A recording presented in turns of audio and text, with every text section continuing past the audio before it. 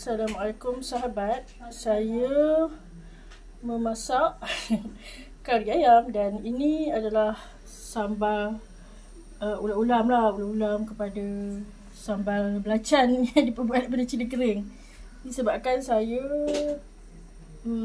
ketandusan ataupun ketiadaan sudi hidup lah.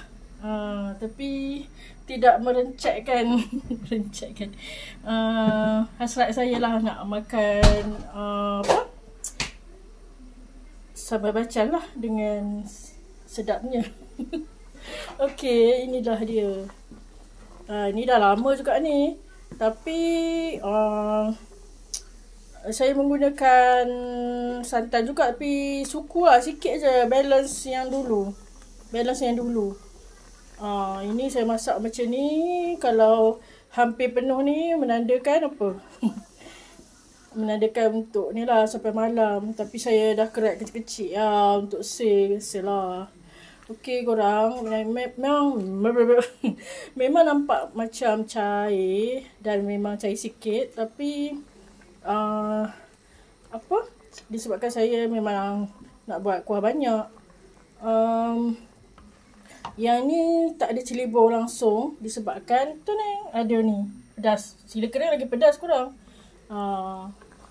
Ini dah lama dan saya akan tutup lah kejap lagi.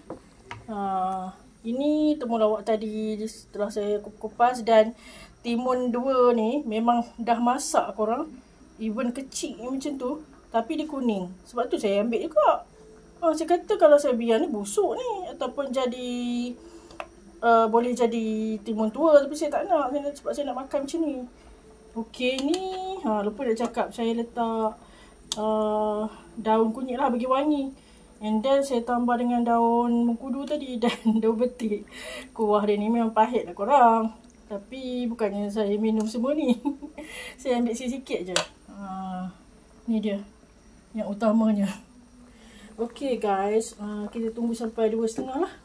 Alang-alang menyelup kasam biar sampai ke pangkal lengan. Okey guys, kalau ada kentang lagi dah saya suka.